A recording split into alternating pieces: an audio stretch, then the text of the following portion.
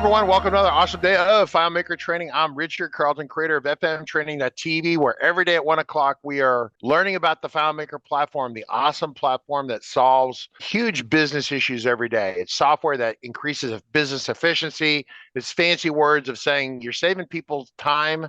And if you're saving them time, you're saving them money. I've had people in tears talking to me about the amount of things that they have saved with the FileMaker platform. They were going to shut down their business, couldn't handle it. And then suddenly we make them about twice or three times as efficient as they were before. And suddenly they don't hate their jobs anymore. So the FileMaker platform, improving job satisfaction for users for over 30 years. Visit Claris.com. Or just go to fmtrain.com. If we go to that website real quick, we can check the upcoming broadcast schedule. By the way, this website is running on Linux, but it's powered by FileMaker in the back end, not the rear end, back end. Back end means the database, not the rear. No, never mind. So the database is rear end. Yeah. So anyway, Thursday, Friday, today, tomorrow, we've got awesome guests that are speaking to us today. Hanza is there. We're going to jump to him momentarily. Monday, law and disorder. Right? So if you thought that the world was crazy, it's going to become more crazy on Monday. We're going to be covering the FileMaker platform for absolute beginners. So if you know someone who needs to learn the FileMaker platform, they haven't done any training in a long time, they forgot how to even use a mouse. Well, I'm not going to explain to them how to use a mouse, but if they have that level of experience with FileMaker, Monday is the place they want to be. Every day it's going to get progressively more advanced, but it's going to be really basic, right? At the end of it, after about 30 days, it's a solid, comprehensive beginner conversation. We're going to be sample files. We're going to have a good time. For those of you who are currently active subscribers to the subscriptions, which Margaret's going to show us momentarily here, we're going to give you a link so you can interact on Zoom, so you can ask questions in real time. Real quick, the training bundles are here. Please buy one of the training bundles. Even though this training is free, I have to pay money for it. I have to pay money for all the shenanigans that goes on. So this helps offset the cost. So we greatly appreciate all your hard work. So Hanza, who are you and why should we give a about who you are? Tell us who you are. What are you and why should we care? Well, I'm a mad developer, crazy, loving solving unsolvable troubles. But I most importantly am co-founder and co-owner of 2-4U company based in Prague, Czech Republic. Claris Platinum partner for many years and ages.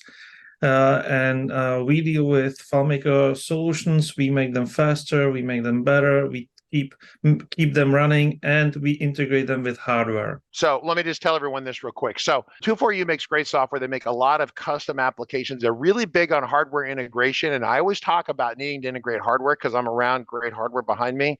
And having a hardware integration to me and software is really exciting.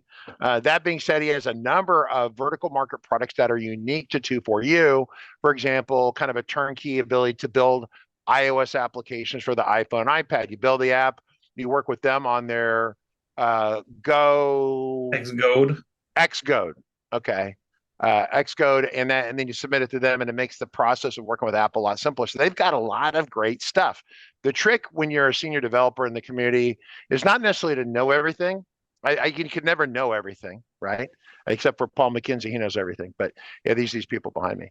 But no, the idea is that you know where to go and find it. So if I know I need a hardware issue, or I have some extreme like crazy performance tuning I need to do, or I need to get an app on the iPhone or iPad, something like that, I come up with a short list of people. One of those is Hanza. So Hanza is awesome. So today, Hanza. Well, just real quick, 2-4U software, just do a search for 2-4U software, not 42U, but 2-4U are professional developers, right? So that's awesome. Cool. So Hanza, what are we doing today? Tell us what we're doing today. So today we are going to talk a little bit about barcodes and RFID. So basically about saving time. That's a barcode. That's a barcode. It's a 2D barcode, right? And RFID is the radio wireless little. Yes, but I'm going to start from the point of view that everyone will understand, and then we can dive deeper as people ask questions. Yes. So Margaret's going to triage the questions, and I'm going to sit here and be entertained. So if you want to show your screen, Hanza. Yes, but before I start about barcodes and RFID, I want to say something in response to the last session where I was presenting calculations for PNG generation, because Oh, I remember that. Yes. How'd that go? in that Yeah. session I asked people to let me know if they find the practical use of what I shared. And I got a very nice message from Ian Renitz, and he wrote that he actually implemented my example into his solution. That's a Chaplain deployment support system, and he had a kind of visualization of the schedule of deploying chaplains to disaster locations. Okay, so this is a screenshot of his solution before applying the PNG. And as you can see here, he had a lot of repeating fields with conditional formatting. So what he used this PNG generation functions for is he replaced it with PNG images, which, as he is writing in his email to me, is he not only got a much better resolution instead of having just one box for every hour in the day. He has he's writing actually 170 or so pixels. Oh, 750 pixels. So he has split the day to 750 chunks and displaying the schedule in much more detail. And not only that, because it only evaluates each line when he needs it, it's much faster because he's not having causing the conditional formatting recalculated for every repeating field every time he makes a change. So this was a great example of use case where the function for generating PNGs is really helping in a real solution. I wanted to share this because I really like. Can and Margaret, if you want to unpin him just briefly, but this is why we have these conversations, not with just myself. I just happen to be the guy crazy enough to put together a live 1 hour TV show. People said, Richard, you're crazy. This is an opportunity for us to share. And then you folks there take it in interesting and awesome ways. And we get to learn from each other's successes and also each other's failures, right? I mean, no one talk about your failure, but sometimes the best. What would Michael Jordan, a great basketball player, said? He never learned much from success, but he learned a ton from failure. And so finding what doesn't work, how to make it better, and sharing that with the FileMaker community is really fantastic. So I can't. This is really an excellent example of everyone working together to make something better. I love it. Thank you for sharing. So I would like to thank Ian once more because this is awesome use case. And now let me jump to RFID and barcodes. And I will start by playing a video I recorded this afternoon. And I have to say, it was the first take. I could do it live here, but I don't have enough space in the room where I'm streaming from, so I had to use pre-recorded video. But I can show everything live afterwards, and Sure. whatever you want to ask about. So let me remove me from the screen and show you the video now. In this video, I'm going to show you how much time you can save by using technology when identifying items such as goods or people or documents, whatever can be identified and tracked either manually or using technology. For this purpose, I have this small app which knows what items I'm supposed to pack in this box. And here are the items. So let me try 4 different ways how to verify that I have everything that I need in the box. So the first method is the most usual one, and that's manual. So I'll just manually put in items in the box and mark them as packed. So I have to search for each individual item. and mark it with my finger. So I'll just fast forward a little bit because I don't want to bore you too much. Yeah, it's going to be painful watching you do it manually, right? So this is an excellent video. This is my kind of video. I love this because the good part here shows up here momentarily, I'm sure. Finally, now the app told me I'm missing iPhone 4S 32 gigabytes. So by manually scanning all the items and marking them, it took me 2 minutes and 11 seconds to find out what I'm missing. So that's one method. Another fast forward, I'll just take everything out of the box. Because FileMaker Go supports barcode scanning through the iPhone camera, let me try that. So I'll tap the camera button here. And now I can just scan the barcodes on each item. And instead of manually marking each item as processed, the app is doing this for me. As you can see, I don't even have to press any button. So I have programmed the app to be as efficient as possible by simply scanning the next barcode immediately after scanning the previous one. This is making me much more efficient than manually marking the items. But it still takes some time, and you can imagine there might be some opportunity to save more time. So let's see how much time is necessary in this case. So same result in just 1 minute and 15 seconds. So scanning barcodes definitely helps me to save about half of the time compared to manually marking each item. A little bit fast forward now again. Oh, yeah, the laser bar. We've talked about the laser barcode gun. Way better, way better. It's using laser light and a quick hardware scanner, and it's connected directly to the app through our GoNectar plugin. So let's select the third method, which is hardware barcode scanner. And I will just do the same thing with the hardware barcode scanner. You could say or expect that with the iPhone camera and with the barcode scanner, the speed will be probably about the same. No, it's about twice or 3 times as fast with the laser. This is right or wrong assumption. I already have a feeling that scanning a single barcode is a little bit faster with the hardware scanner. And it has two reasons. One is that aiming the scanner at the barcode with the laser light is much easier than trying to focus the iPhone camera. And finally, I'm done in 53 seconds. So it's definitely significantly faster even than the barcode scanning with iPhone camera.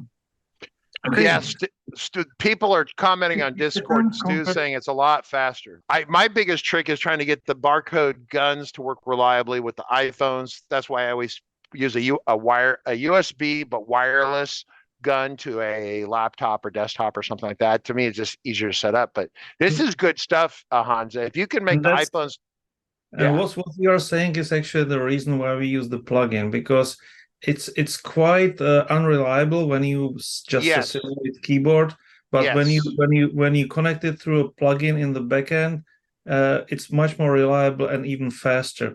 Okay, back up. So you're saying that you made it suck less, and now it's good if we use your plugin? Definitely. Is that what okay. Well, I'm listen. I mean, you're subtle, but I'm happy to tell people straight up. So in fact, so you're seeing the same problem I had. Whenever you have a Bluetooth, Bluetooth. If you want to test Bluetooth, try it with my dad. He's 75 years old. And he's like, I was connected, and then it quit being connected, and then it shocked, and then I threw my phone across the room. right? So that's my dad. Raj, imagine me super grumpy all the time. That's my dad. So Bluetooth is made to drive old people bonkers.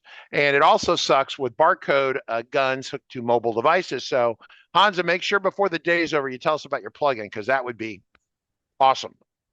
Definitely. But the best part of the video is just waiting here. So I will just continue. 2 minutes and 11 seconds, if I recall correctly.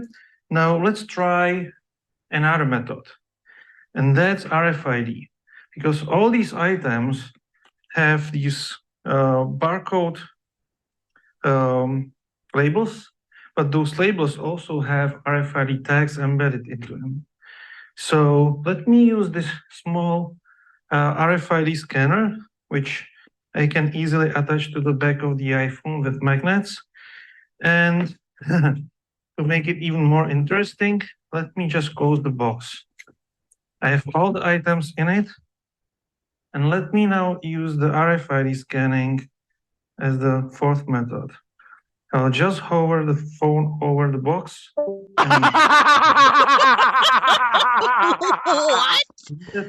Okay, well, stop, pause, just pause. So I have heard stories about Walmart's distribution centers using like this. I haven't actually ever seen it.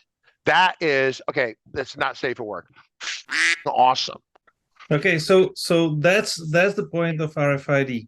It's fast, and it even sees items through paper boxes, whatever. It doesn't have doesn't need visual visibility. So that, and by the way, this very small scanner that is able to scan maybe 200-300 items per second. The big industrial scanners can scan 2,000 items per second. That's absolutely amazing. So yes, this gun is much faster than doing it with a phone camera. And the reason why I saved only so little time with the gun compared to iPhone is simply the overhead of taking those boxes to hands and manipulating them. So just scanning the barcode was only a small portion of what I was doing. But the RFID, that's completely a game changer. And the nice thing about it is that it became quite affordable within the last 2 decades. So even for small businesses, it's no longer an unrealistic thing. You can have this reader, if I recall correctly, for something like $700, and these labels. They can go under 10 cents each. Okay, so stop. We have questions from the audience. One is I'm gonna take Prime Gaming Noodle asks the question, what triggered the end of the scanning? And I would ask, how do you manage the range, and how do you like say, for example, I'm scanning the box, but I don't want to scan the behind me that's on the counter. Do I have to go to a secret room with a metal gold shield around it so it doesn't scan other? Okay, so those are great questions. Actually, this scanner transmits the radio signal in this direction and at some angle. So it doesn't see much behind it, but it sees in front of it. And you can, with the plugin, you can control the strength of the signal, and with the data you get from it, you can also get the strength of the response. So you can filter the responses by the signal strength. Say you've got a bunch of like you in that video, you're packing iPhones, because you guys are big iOS, iPhone, iPad distributor in Czech Republic, right? That's your biggest part of your business, right? So back up. So let's just talk about this from an owner perspective. Forget everyone else is here. This is pretend you and me, a couple CEOs having a chat. So Hanza, right? You're going to put a bunch of these iPhones and iPads in a box, right? And if your little scanner misses one, you just gave someone $1,000 device for free. Are you crazy? Okay, so there is one way how to make it extremely more reliable, because the way how RFID works, is that it's sensitive to the position or movement of the RFID tags. And here you can see that on this box, I have actually put two tags. One is here, and the other one is over here. By having those two tags with a different orientation, I probably made the readability or reliability of the RFID reading 100 or 1,000 times more better. So it needs to be in certain position to not be readable. Also, if it moves, it's again 100 times more reliable. So you would take the scanner and I would go take around the box or something, and just do something like this, and that will read everything. And the other thing is distance between those. So if you, for instance, have a tag on a piece of paper and you have stack tile of those papers, that could make them hard to read. But if you make some like spacer between them, so for instance, if you put everything in small boxes, that makes sure that there is distance between those tags, and again make them readable. So there is a way how to make RFIDs significantly more reliable, and actually in most cases, if it's properly implemented, it's more reliable than humans. More reliable than humans. Okay, that's actually saying something. Margaret, I know we have questions. You want to intervene here and give us some questions? This presentation is pretty awesome. This is good. I'm really glad I'm here. This is good stuff. So, Margaret, go. We kind of already discussed range. What is kinda? Then I'll ask Steve's question. What is a good rule of thumb for reasonable range of RFID? Okay, so it depends on the frequencies, and you can, depending on your application, you can decide what technology to use. For instance, UHF RFID can, with the industrial scanner, can have a reading range up to 30 meters. So it's like 100 feet. So that's but obviously from a shorter distance you get higher reliability. So for instance, it's not so good idea to come up with like a mechanism that will scan everything in a room. But if you want to scan everything that goes through a door from that room or to that room, yes, that's extremely reliable. So about 10 years ago, Walmart, the people who were supplying products to Walmart were complaining that Walmart basically put a gun to their head and said, if you want to sell products to us, you have to put the RFIDs on this, because what we're going to do is you put them in the box. When that forklift picks up the box out of the semi truck and it drives through the archway into the building, industrial scanner scans everything as it went through, is the idea.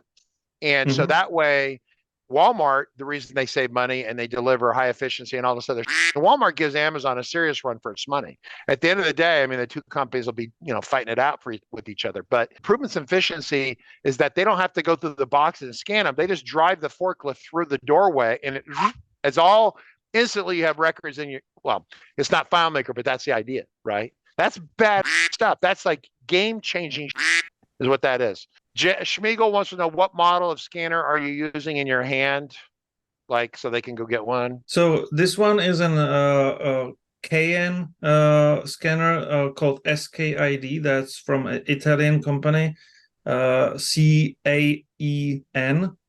We have links on our website if you go to 2foryousoftware.com. Okay. And let me share the website here. So under tools, you find Go Nectar under FileMaker plugins, and there you just scroll down to this is another scanner from the same company. This one is good. The one that you saw in the video was good for individual item scanning. and the black one, this is another gun kind of scanner.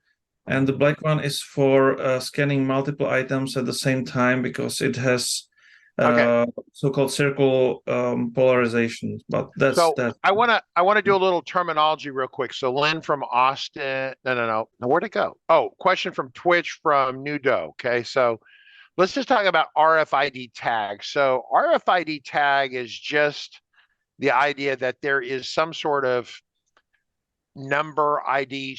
I'm going to call it a string of text. There's a string of text that is encoded so it can be read via radio waves. Did I just say that correctly? It's a string of text, correct? Yes?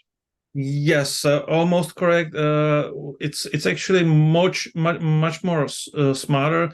The RFID tag can have multiple so-called memory banks, and you can read each of those memory banks, but they're very small. The cheapest tags can contain up to, let's say, 48 bytes of data only, but if you only use it for identification, that's plenty. Okay, so because this is going somewhere, because Nudo is asking some questions here, but I think there's a fundamental misunderstanding. So RFID is just the radio tech, and it's reading a string of text. A string of text could be 1111111.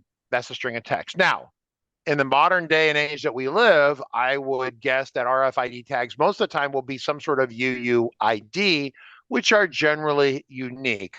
But if you were scanning a box, so this is getting to this question, Hanza. Just be patient. I'm gonna key up a question for you here, but I'm gonna answer some things along the way. So if you have an iPhone, we're selling. So Hanza sells 10 iPhones to some school for orphans, right, in the Czech Republic.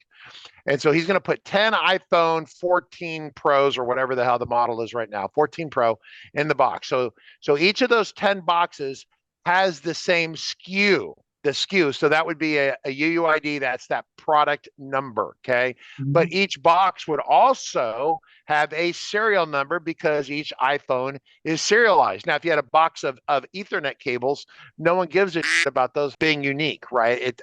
A 3-foot Ethernet cable doesn't matter. It's like breathing. It's like a cup of water. No one's going to identify that specifically. But iPhones are big money and they need to be tracked. So the RFID would probably see the 10 SKUs and the 10 serial numbers. And so then the Nudo's question is, if I have two of the same item with the same SKU in the box, how does that work, Hanza? So it's again, it's flexible. You can decide how you want it to work. You can do what Richard said. So you can encode both the SKU and the serial number in the tag, or you can simply have your own database of items with your own unique IDs, and you can encode your unique IDs into those tags. And that is the most common way to do it. So basically, when you are scanning those IDs, you are filtering them through either a rule or a list of the IDs that you know, which are of your interest, and you simply ignore those IDs that you don't know. So it's just a matter of defining a scheme or range of the IDs that are yours, and obviously you run into small trouble in the fact that it's difficult to make an ID that is really universally unique, because there is always a very small chance that someone else will use the same ID because they define the same scheme. But if the scheme is something like prefixing the ID with your company name or something like that, then the chance that there will be no collision with someone else's ID is very high.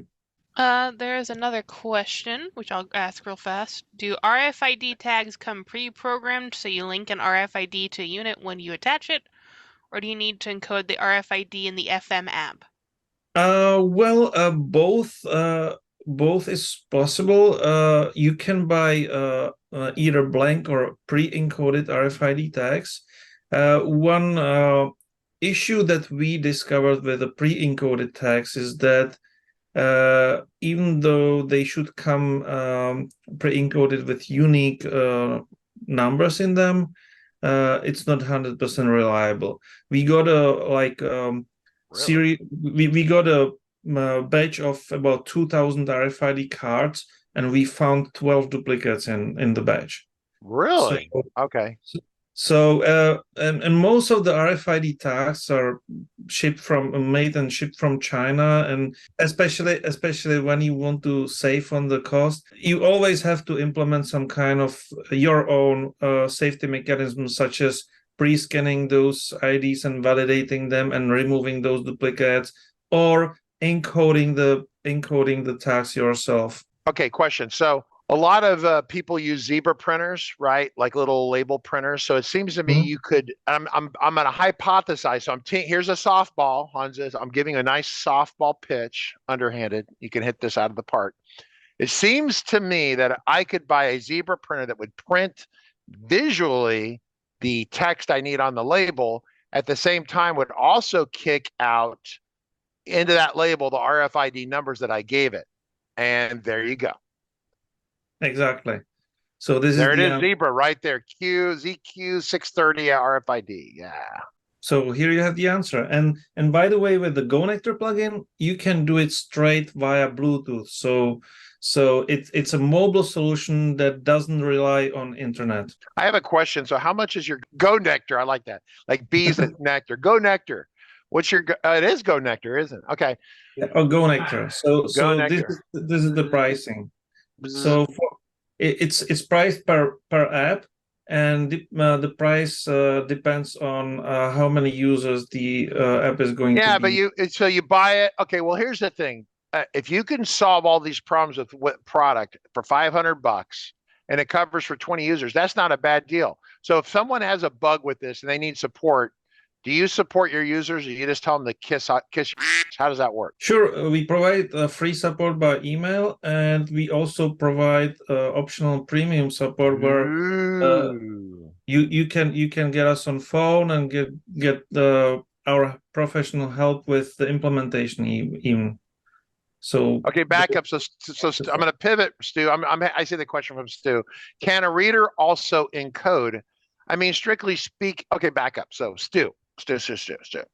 You can encode, but the question is if you had a box, right? You wouldn't. I mean, you'd have to. I mean, I'm sure, Hans, if you want to talk about this, but there's this is actually the right answer, right question, because when the low frequency RFID came, you could get either a reader or reader writer for those low frequency RFIDs. And you could get either read-only or writable RFID tags, and those writable ones also had a feature which is called locking. So you could write them and then lock them so that they became read-only. Now, as higher frequencies started to be used, and like the ultra high frequency which I'm using for this this demo, writing to tags has become de facto standard. So when you deal with UHF and you buy a reader, it's actually also a writer. I have not found a single UHF RFID reader that would not be also a writer. Okay, so back up, stop for a second. So why don't you walk us backwards? I don't know if you need to go to a wiki page or whatever, but you're talking to us like we all know this already. And so there's older versions of RFID, there's newer versions of RFID, there's UHF, VHF, a whole bunch of UHF. I know because it applies in helicopters. So can you give us like a little brain dump of this stuff? Like the 5-minute brain dump? Okay, so I actually had an article which covers it pretty well. It's not so much about older and newer. It's mostly about about frequencies. So there are some frequency ranges which, wait a minute, it's here. So this is the article. So basically there are some frequency ranges that are widely used. The most widely used now are LF, which is low frequency, from 120 to 150 kilohertz, And those are typically readable from a very small distance, like 1 foot. And those are used for identifying animals, for door access, door access, things like that. The benefit is that there is the small reading distance has the benefit that you can identify a single item very reliably because everything else is too far. Then there is high frequency, and this frequency range is also used for NFC. NFC is now built into every mobile phone. It's used for wireless payments. The reading distance is a little bit longer distance, like 3 feet, which is also dangerous. Specifically, you know that there are people who try to read your credit cards by just sneaking near you and having a special device in the bag. So that's the nature of NFC or high frequency. I was about to ask you about this, and I was going to ask you how does NFC interact with RFID? And it says right here, a huge subset of high frequency RFID is NFC. So this document is almost like, I need to read this before. Well, I'm glad you're here. This is good because a lot of people, I dealt with RFID with Cisco Systems in 1986. They had all their badges for the user conference, and it was all run by FileMaker 5.5. And it was a ginormous pain in the ass. And each access card that they gave to each of the, at the time was like $3 for a card. And they had 3,000 people there at the conference. And so it was this huge cost and expense. And getting that to integrate with FileMaker was a giant pain because back in those days, it was just so much harder. This is much easier, but I can see where this has come from. This is great. This page is a primer, a real good primer that you've written. This is good. So good job on that. So yeah, high frequency, that's mostly used for NFC, but not only for that. And then we have ultra high frequency, which is the most widely used for identifying items, especially when you need to read them from a longer distance or in masses. And the high frequency has a few benefits. One is the smaller wavelength, which allows those tags to be smaller. The small wavelength, the high frequency also means that it takes less time to transmit the data, which makes it possible to read more items per second. That's why I said the industrial readers can read up to 2,000 items per second because it's high frequency. So in a single second, you can fit so many pulses in it to transmit the data. The other benefit of it is the longer range, of course.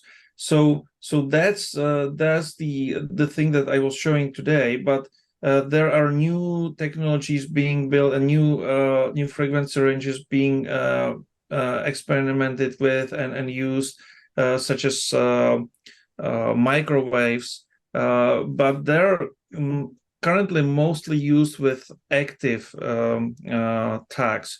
So this is a passive tag. It doesn't have any battery. It doesn't do anything unless until it's within the range of reader which generates the radio waves and transmit the signal and actually powers the tag in order to get it respond by resonating. Active tags are something similar to Bluetooth beacons. So basically, those need a battery, but because they are active, because they have their own source of energy, they can also transmit their signal to much higher distance. So there are new applications coming up and new ideas how to use all this technology for things like real-time location systems called real-time tracking systems. So basically, any automation that you can think of is probably already possible with the technology or will be very soon possible. So doing things manually, it's just outdated. That is one way to sum it up.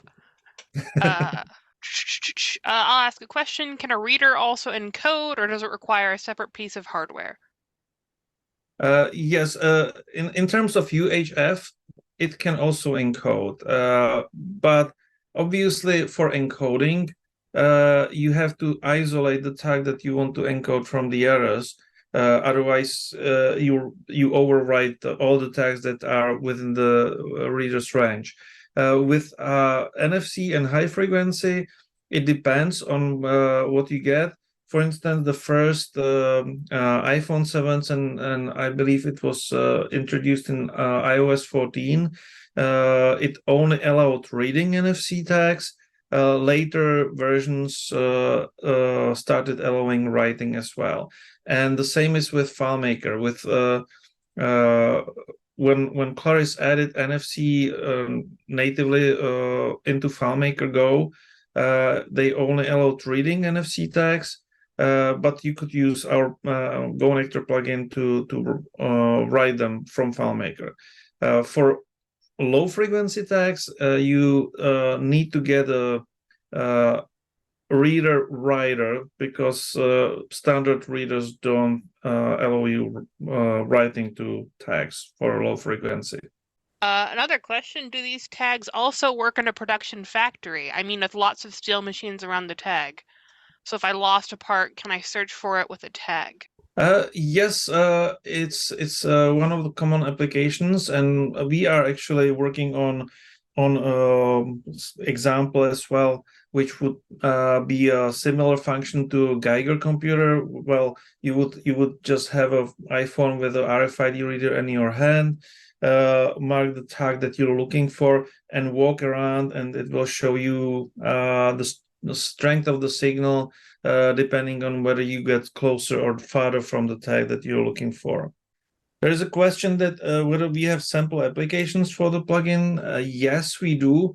The difficulty with actually using those sample applications is that you would have to build your own app with the plugin. So what we are trying to work on is to actually build the sample application ourselves and publish it on the App Store, which we are close to. And then you will be able to just download the application from the App Store and try it yourself. Wait a minute, back up. So to use this with FileMaker Go, you can't really with Go. You have to use it with the iOS app SDK, right?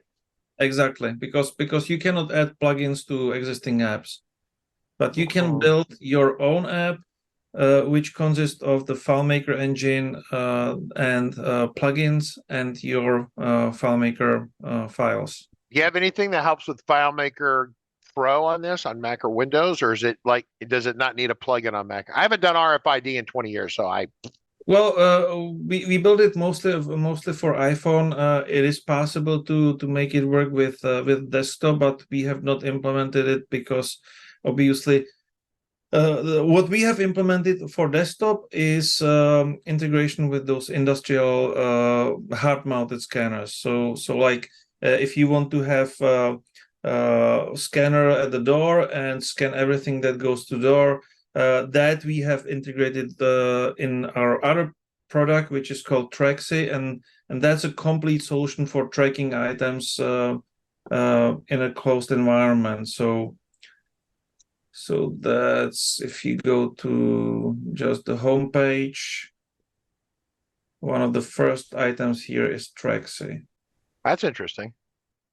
So this, for instance, is a hard-mounted antenna connected to a hard-mounted reader, and that sends data directly to FileMaker server. That's good stuff, Hanza. You always have really great... I love the live streams where I learned something new. Watching you zap the whole box like that was bad. That was very cool. So, I mean, I know it's not revolutionary new. I know Walmart and people have been doing that for probably a decade, but you don't see people in FileMaker do it that often. So, anyway. When I started learning about RFID, I was surprised that it's actually a technology that started existing around the World War II and started to be practically used in industry in 50s. I would have guessed it started to use it in the 80s, but yeah. Yeah, it was a big surprise for me. By the way, I just recall that I didn't answer one question, and in that demo that I showed in the video, someone asked what was triggering the end of the scanning in my app. So Oh yeah, we never answered that. Okay.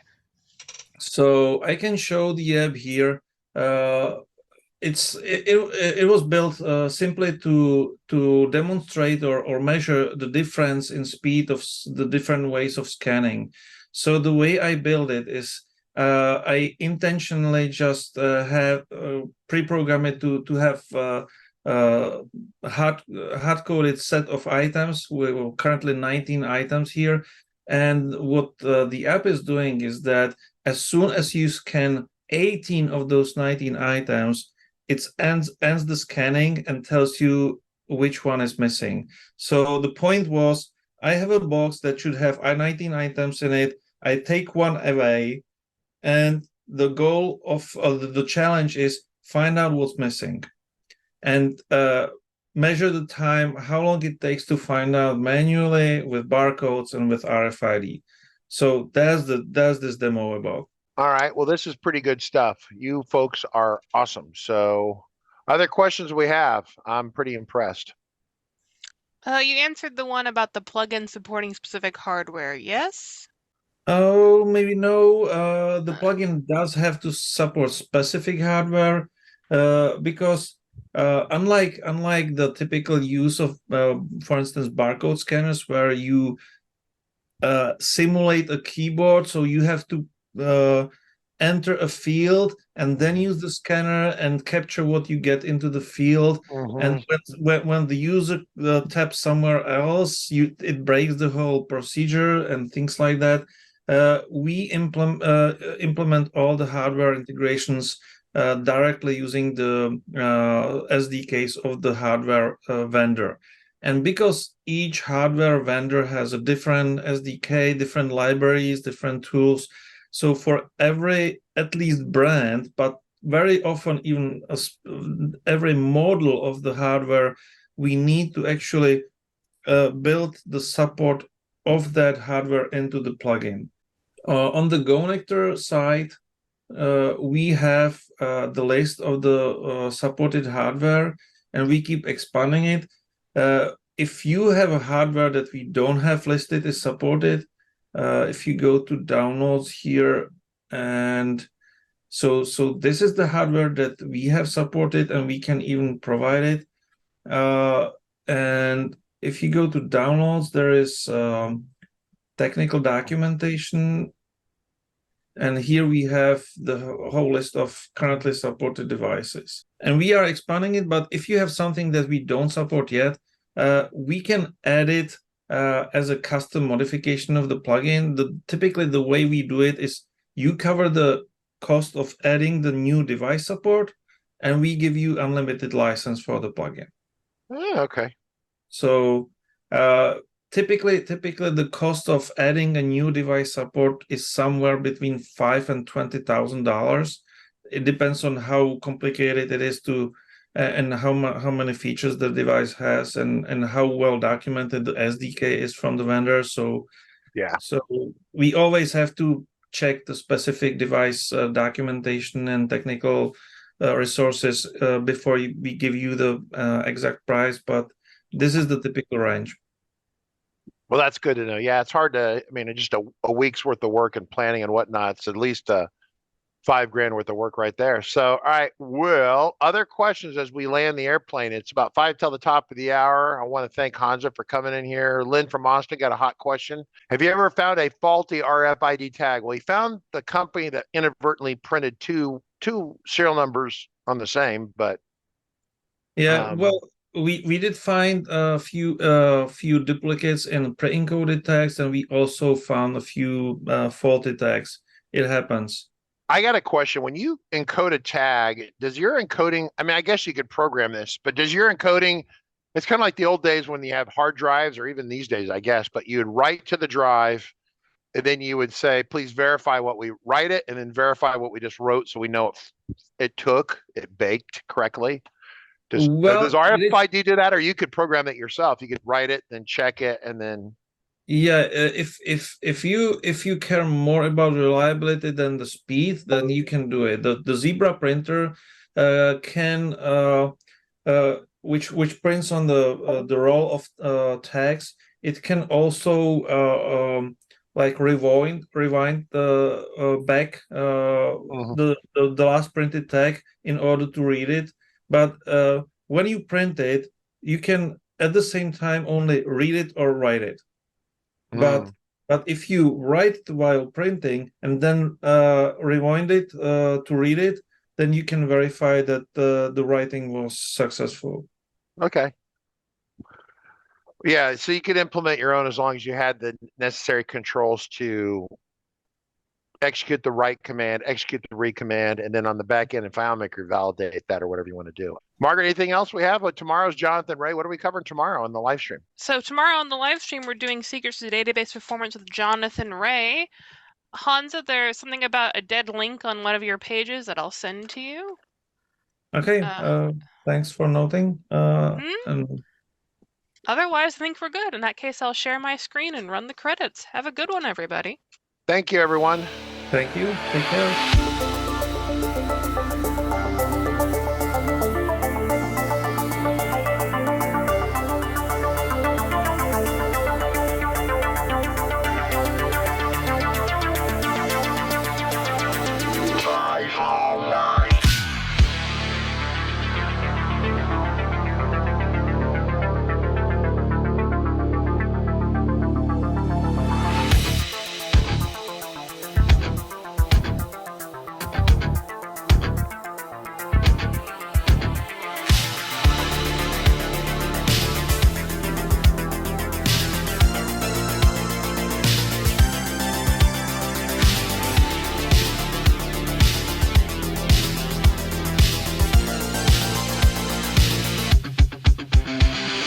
Got a report of an individual up here who may be a FileMaker license. Well, it's potentially expired. Look at the back of that car right there. Looks like the FileMaker license has expired. Sir, I need you to step out of the vehicle. Sir, step out of the vehicle. Sir.